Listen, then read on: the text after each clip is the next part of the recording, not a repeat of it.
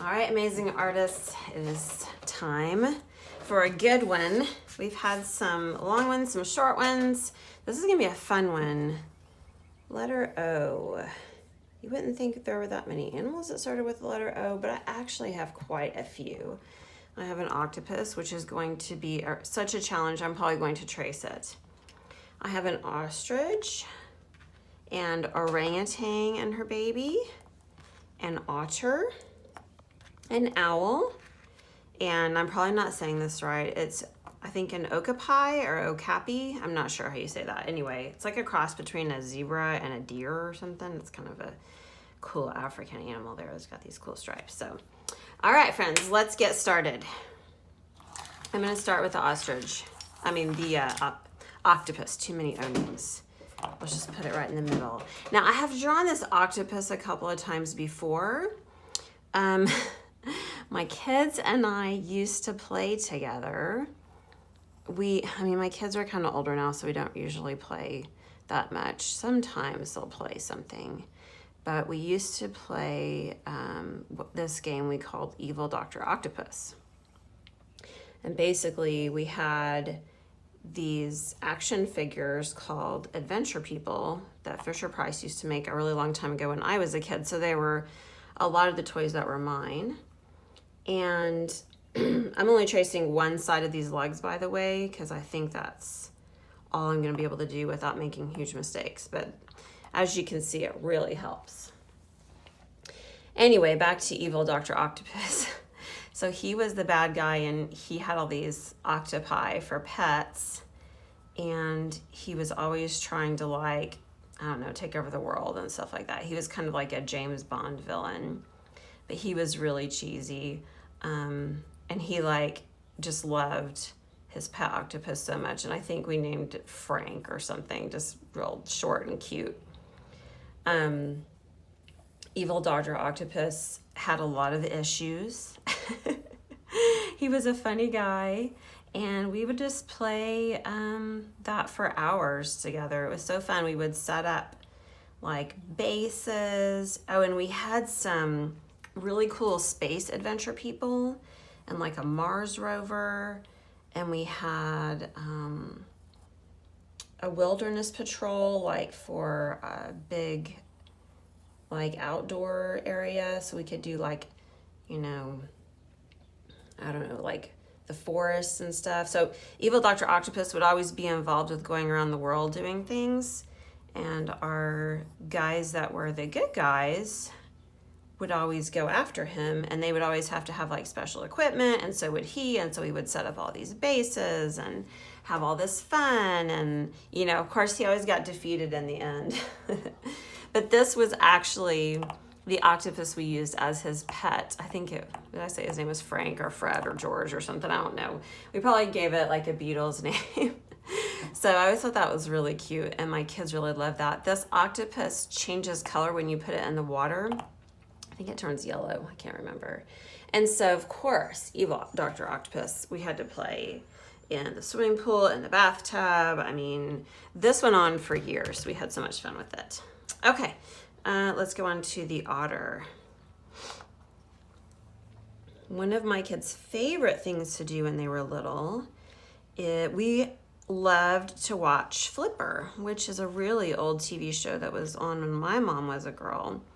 So in the 60s and 50s and 60s. It's about a dolphin, and this dolphin's super smart, and these two boys are the sons of a park ranger in Florida, and he's like a Coast Guard kind of ranger guy. I think he's over like a park that is part of the, ocean. Anyway, so Flipper is kind of like their wild pet. They don't really own him, but Flipper loves them and, comes to see them and is always trying to help them. And, there's always something going on. They're always getting in trouble. There's always some bad guys. Anyway, so we would, in the summertime especially, my kids loved to do this because we would get back from swim lessons, and we would go usually pretty early in the morning to swimming lessons because it would still be really cool outside. And so we'd get back from swim lessons and we'd watch Flipper, and we had this blanket that was like this ocean blue. It was really pretty. There's our Otter, by the way. We're done with that. And we would put this blanket down on the floor in the living room and watch Flipper. And we had a set that had a dolphin, a boat, a man and woman, water skis, all kinds of stuff. And we would play Flipper. And they just loved that. My daughter and my son loved it. And then it kind of, Flipper got kind of old when they got older. And so we had to spice up a little bit with Evil Dr. Octopus. He was kind of like, I guess, just a character that came about. We were just having fun one day. And my kids thought he was so hilarious. And we just kept him on and kept him going. And if you would ask them today about it, they would say, oh, yeah. Yeah, we played that all the time. It was so fun. Good times, you guys. Good times. Oh, I really like coming to school and seeing you guys. Love kids. Love spending time with you guys. It keeps me young. I wonder if you guys have any special memories of things that your parents have ever done with you. And keep in mind, moms and dads aren't kids, and it is hard. We have a lot of responsibilities. And so it's oftentimes very hard for moms and dads to find time to do things with their kids. And a lot of times I feel really guilty about that. But then I kind of think, well, sometimes I just can and sometimes I can't. And I just try to remember the times when I can and then fill those times with, activities. And you don't have to spend money. You don't have to leave your house. We were just putting a blanket down on the floor and playing.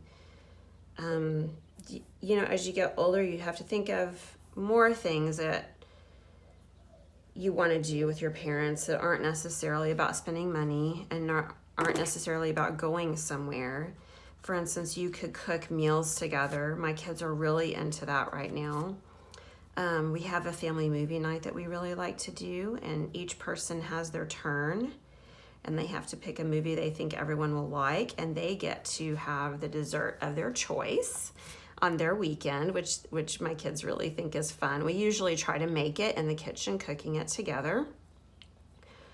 Or if it's a special day for the person, maybe they got a really good grade on a test, or maybe it's their birthday, we'll try to surprise them, or we'll cook it for them and not, and let them do what they want to do if they don't feel like cooking.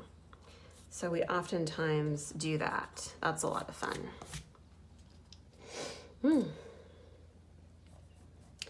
Trying to think what else we played with. Oh, we would oftentimes take our toys outside.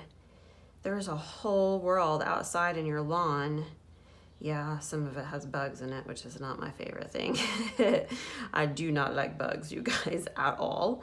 But that adds a whole new depth to things. You take your toys inside are one thing, but outside it's like a whole new country. You've got grass and weeds and flowers, and you can dig and you can make floods happen to your toys. I used to do that all the time. It used to be so fun. So just think about stuff like that you can do. I don't want you guys to just sit around this summer and just watch TV all day long. That's not using your imagination or your brain at all, and that's not fun. Man, we're flying through this, aren't we? All right, now for the owl. Let's see.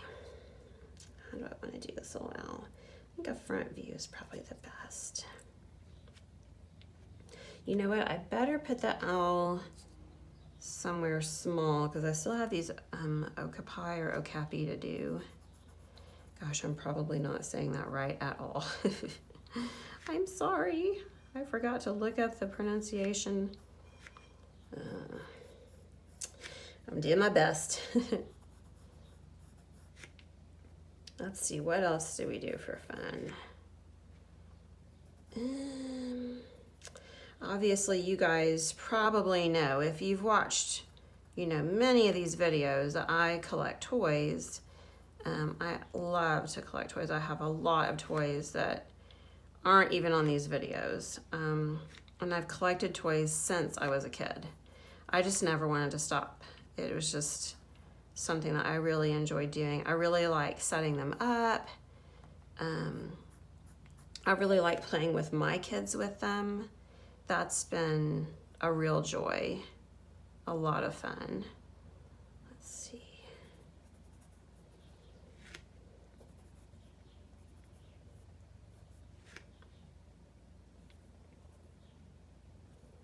Ooh, look at this owl.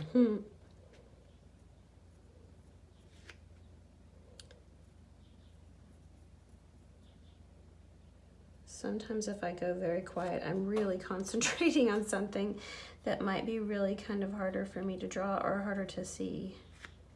There we go.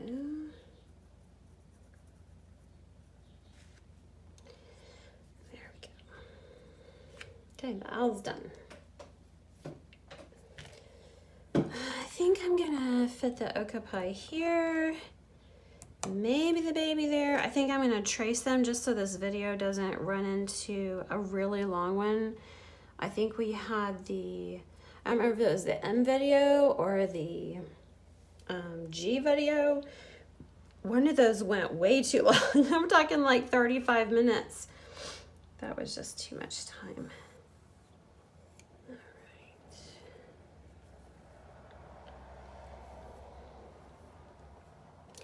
When my kids were little, we used to live by the college in our town. And the swim lessons were there as well. And I would just put them in their little stroller. We had a double stroller, even though my daughter was almost too big for it. And we would just walk over to swim lessons in the morning and then come home. We were always so tired after swim. It was so hot outside by the time we got done. I think we had swim about 9:30. And you know, this is in June and July. And it was over about 10:30. And by the time we got home, it was usually about 11. So we usually would have lunch and then just rest. Because goodness, so hot at that time of the day. You couldn't go out and do anything in Oklahoma. And at the time when my daughter was having swim one summer, we were having some record-breaking temperatures. We had a week when it was 112 degrees or more almost every day. I mean, that is crazy hot. And it was some weird like humidity bubble that was over our state. I don't know what it was, but whatever it was making everyone miserable. I cleaned out the garage so I could park my car in it, which we didn't do at the time because our house was pretty small and we didn't have a lot of storage. So we had a lot of stuff in our garage, but it was so hot you could barely even get in the car. Goodness. Thankfully that broke and then we were feeling a lot better after that, but the swim really helped. Of course, at the time my son was a baby, and so I wasn't getting in the water, my daughter was, but it felt good to go watch her. And I would sit on the edge and like splash his feet and stuff like that to keep him cooled off, and he really liked that. And he would squeal and laugh, and he wanted to watch his sissy.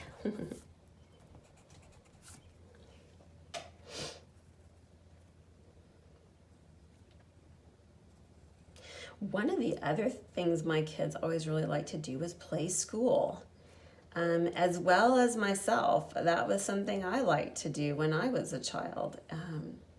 You know, you would set up your schoolroom, you would have like a little decorations or your bulletin boards or wherever you could make them, you know, and usually it was just like a chalkboard that you drew on. And you would set up all your animal friends so they would listen. That was a lot of fun. Okay, so there's our baby octopi. I think for these white stripes, I'm going to go downstairs and get a Posca pen, which is a paint pen, and put these stripes on after this dries. So that's my plan for that because it's really hard to paint around all this. So that's probably what I'll do for that. Let's see. One of the things we used to do in the summer was have what we called homeschool. And I would always try to make it fun. And it was usually just reviewing stuff. And a lot of it was teaching my kids to read. And we would practice, you know, letter sounds, blending, spelling. Oh my goodness, the spelling would get so competitive. You know what I mean? I mean, we would have spelling tests and woo, they would get so competitive about the spelling. Spelling is always something I really enjoyed at school. I wasn't ever very good at math. I'll tell you that. I'll be totally honest with you there. Now I can do, you know, like basic math is not hard. But when you start getting to algebra and things like that, my brain just shuts down. It likes geometry, I think, because you can see those things and it makes sense to my brain. But algebra just doesn't make a lot of sense to me. I prefer a more, I don't know what you would call it, I guess, real world approach to stuff. All right. Anyway, we'd set up our little homeschool in the summertime in our kitchen. And we did a lot of fun stuff with these Playmobil animals. They were pretty much the star of our little homeschool. And we would only do it for about a week, and we would only do it in the morning. It's not something we did all day. Just something to keep the kids busy and active and, you know, just keep them entertained and teach them some fun stuff. So we always did a lot of animal projects, sorting, separating. One year we made habitats for them, which was so much fun. One year we did the circus. My daughter had seen this older movie. It's not the Greatest Showman. It's called The Greatest Show on Earth. I think it was done like in the 50s, and it's an older circus movie. It's pretty good. And so she was obsessed with the circus. So we did all kinds of circus stuff. We made our own circus. We had a circus parade with all of these animals. We just had so much fun with that. Okay. And the year we did the habitats, we did cardboard habitats. And then a couple years later, I got a whole bunch of felt and made fabric habitats for my classroom so my kids could learn as well when I went back and taught first grade that year. So I still have those and they're pretty cool.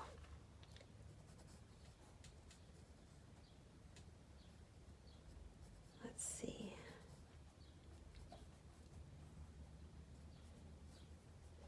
As a child, what I liked to do in the summer was swim.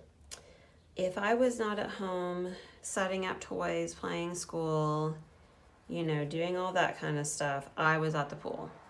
And thankfully, I had parents that would take me. My mom did not learn to swim until she was an adult, so she was very adamant that I learned to swim at a young age, and I'm really glad that she did. And at the time we lived in a town, we were very blessed to live in a town that had a pool that was fairly close to our house. You had to pay to go there, of course, but it was a community center, so it wasn't all that expensive. I think you could even get a pass for the summer. And they had a pool for swimming, and they had a separate pool with diving boards. I think they have that here in our town too. Only this was much bigger because there was a lot more people in this community. This is a larger town than I live in now. And I was at the pool all the time, which probably is why I have so much sun damage on my skin. I'm very, very fair-skinned, and man alive, I just burn just within the snap of a finger. And my mom, she's very fair-skinned too, and she figured this out pretty quick, and so she started taking me in the evenings when the sun wasn't so bright, and we avoided a lot of sunburns that way, which I appreciated, because at the time they did have sunscreen, but it wasn't super effective if you were swimming in the water. It was very greasy and oily. It just, you know, I hated it. It tended to wear off. It tended to make my skin break out because I've always had really sensitive skin. So, you know, all that kind of fun. But I was usually at the pool. And my mom, she would just get a book and read while I was swimming. She let me swim for a couple of hours and then we'd go home. So that was always a lot of fun. All right, there's my orangutan. Oh, we just have one left. My goodness, just the baby. Okay, Just enjoying reminiscing and talking to you guys. I'm pretending like you're here with me, by the way. So if you're wondering, you know, that's what I do, because otherwise it's too weird and awkward to talk to myself. Let's see. And if you hear noise, that's just my cat. She's get up in the window against the window screen up here and looking at birds. My favorite part of swimming is when my cousin would go with me. I had an older cousin and a baby cousin. I didn't have any brothers or sisters growing up, unfortunately, but I can't remember how old I was when my cousins moved closer to me. I want to say I was probably, oh my goodness, 8 maybe 6. I'll have to ask my mom, I can't remember. Anyway, my cousins and I are really close to this day. My older cousin, he would come and go swimming with me, and my baby cousin was like a baby brother to me. I absolutely adored him. Of course, he got on my nerves, you know, because babies do what babies do. And he would always scream and cry if he couldn't play with everything I was playing with. And I was not used to sharing toys, especially with a baby. So we just had a great time. He would always challenge me to be better. You know, that's something I think everyone needs in their life, is somebody to challenge you to be a better version of yourself. You know, and kids are really good at doing this to other kids. He would always tease me, I bet you won't go off the high dive. And there was 2 high dive boards and 2 low dive boards. And I was so scared at first. But, you know, with his incessant teasing, finally he helped me. And once I did it and had so much fun, I could not stay off the high dive. I loved it. So yeah, that's where I was pretty much all the time, every summer. Okay, and we are done with the letter O. I'm gonna grab some paint because I think this is the fastest way we're gonna be able to fly through this. I've got my water, I've got my paintbrushes. I'm gonna start with a big paintbrush. I've got a big one and a little one. And I don't know if I put this on the paper. I got a clear lid, so it's hard to see on my blue table background what my watercolor actually looks like. Oh yeah, that's really looking good. I got this washable Crayola watercolor, which I do not like, you guys know that. But this is all you can find in the store. It makes me crazy. Oops, well, my paintbrush might be a little bit too big to do these leg details, and that's usually how you find out you get it outside the lines.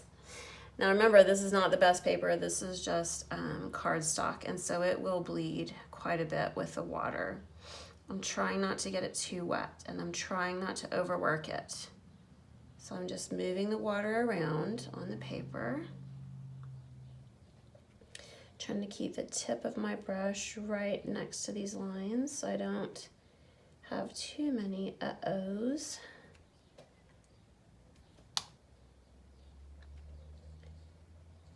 I already did something wrong. I should have left my eyes blank because they're yellow, and that's going to be harder to see, but that's okay. Oh, well, there we go again. I'm gonna try to do the rest with this big brush, but I don't know if it's gonna happen very well. I've already made several mistakes. But this is just a sketch. There we go.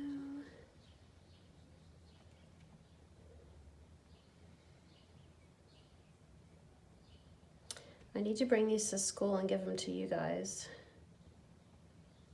I think that would be fun. I'm gonna have a big giveaway station. Last couple weeks of school, I gotta clean out a bunch of stuff and junk and who knows what I've got going on in my room. It's usually kind of scary. Okay, now I'm gonna take some brown and mix it with this pink. And I think I'm gonna go ahead and switch brushes. Make sure you clean your brush always. I'm gonna go to this smaller brush because I'm making way too many mistakes.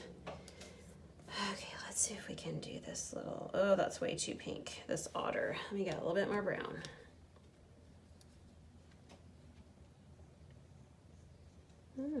better.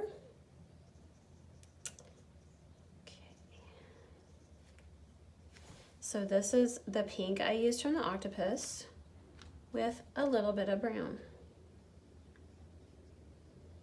And if you'll just experiment with your colors, work with them over and over and over and over, you will soon learn them, and you'll learn how to do some pretty awesome color mixing with them. I really enjoy using a limited palette. I don't like having a whole bunch of colors. It makes me feel a little overwhelmed when I have that many colors. All right, so gray for my ostrich. I'm gonna have to really water down this black.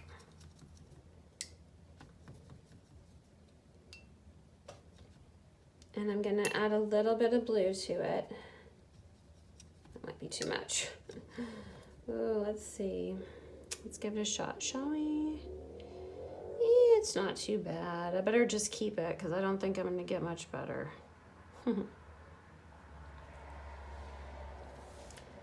Yeah, that's really blue. Well, you know, let me see if I can fix it. Oh, goodness. There, that's so much better. Yay. It's a little too dark, but it's better than it being blue. We don't need a blue ostrich. Although that would look cool. So I didn't quite get a gray here. And honestly, to get a gray this color, you would probably have to use some white. And I really don't like using white. I might bring my gouache set up here and paint next time. That might be kind of fun. Then you guys could see that, because gouache is easier to use with white than watercolor is. Okay, I've got this little owl. Its feet are the same color as my otter. So I'm just gonna bounce around on my paper and paint things that I've already mixed up colors for. And I'm gonna say my okapi, my orangutans are kind of orange. Okay, I've already mixed up the gray for my ostrich. I'm gonna use that on my orangutans' faces because it's actually closer to that than it is that ostrich gray. Woohoo, at least I got something out of it. I might have messed up my ostrich, but I got my orangutans. I love monkeys. Spider monkey is one of my favorite. Okay, ears, well, you know. Okay, let's see, next I think I will work on the okapi. They're about the same color as, oops, that's wrong. They're kind of that, they've got that kind of, whoa, that's way too much red. Ugh, my red got wet and then it got really juicy. Whoopsies. I don't know about this. Oh, yeah, that's not bad. Okay.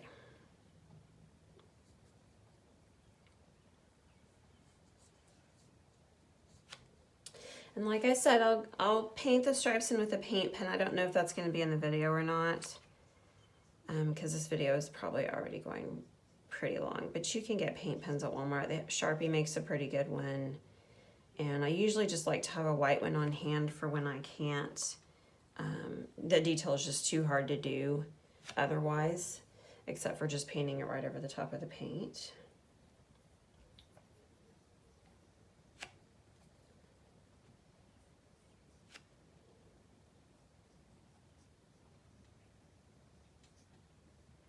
I'm just pulling the paint, pushing the paint right through here. And you guys, I want you to know that the paint we use in class is better than this paint. And the paint that I use that's artist grade is really nice. I should do an artist grade painting for you one day. This paint's okay. It's definitely, you know, you get what you pay for. And this is probably like a $2 paint set. Oh no, I got into the white. Oh yeah, I was gonna paint that white with the Posca pen anyway. With the paint pen. That's okay. All right, there we go. Okay, there's my okapi. I think I'll do my orangutans next. kind of need to figure out my owl. I think this is going to be, let me do my owl. A little bit of brown with some yellow. I'm definitely seeing yellow in these feathers. All right, I don't know how good this is going to look. It might look awful, but we will see. It's not too bad. It's not great either, but you know. A lot of times when you don't have very nice art supplies, it can be really difficult to get the things the colors that you want, you know, make the paint behave the way you want it. So don't ever feel frustrated that it's your fault when you have those issues, because most of the time it's not. Most of the time it is the product that you have access to. And you just usually don't have access to good things as a child. That's just how it is, you know. So try to strike a balance. I try to do that in my classroom. You know, obviously I cannot afford to buy artist grade watercolors for everyone. That would blow my budget in 5 seconds. So I just have to find a nice middle ground. Something that's definitely nicer than what I'm using right now, but something that's not as nice and as expensive as the best of the best. Because we are just practicing right now and having fun. Now, when you get older, I would definitely recommend getting better things. And there's lots of very good student grade paints. For instance, Winsor & Newton makes a line called Cotman. That's a student grade watercolor, and it's excellent. I used that watercolor all through college.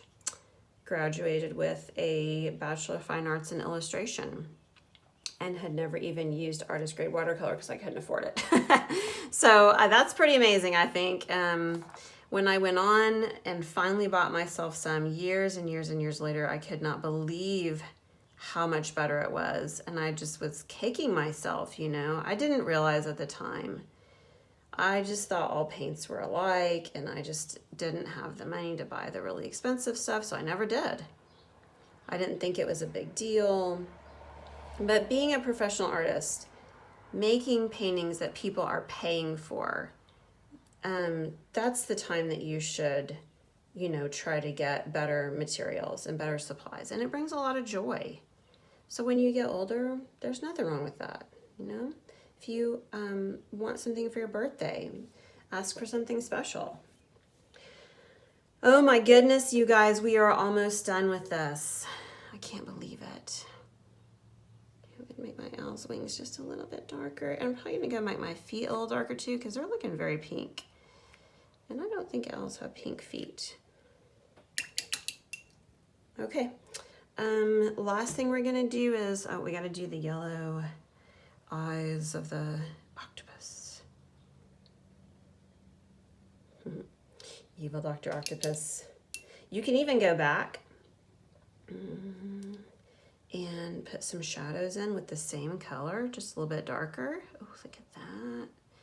Isn't that gorgeous? So this is just another layer of the same color that I used earlier. Pretty cool, huh?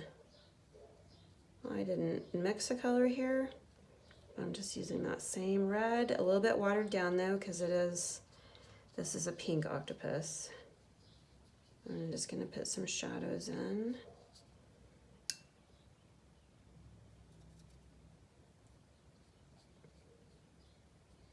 Just like so. I don't know if you guys can hear that church bell, but it's beautiful.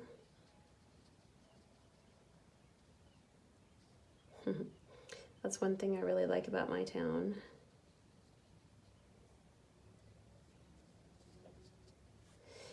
All right, let's do the orange beak of the ostrich.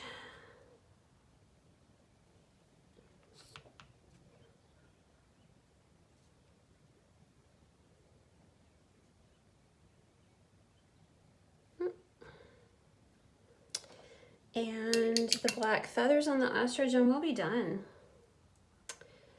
We might need to do the black eyes. Yeah, we'll do that. Hold on. We got a couple black eyes we gotta do.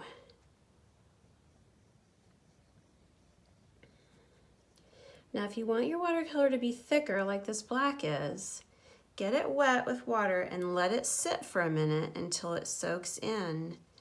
And then don't put a lot of water on your brush. If you do, wipe it off and just get right at the top where that paint is wet, but it's not super wet. It'll be nice and thick and juicy just like this.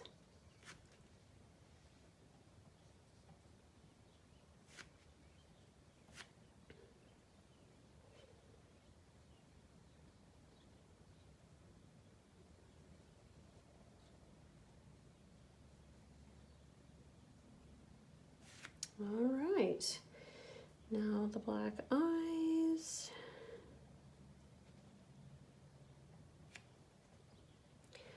Did my octopi? Yeah, they had black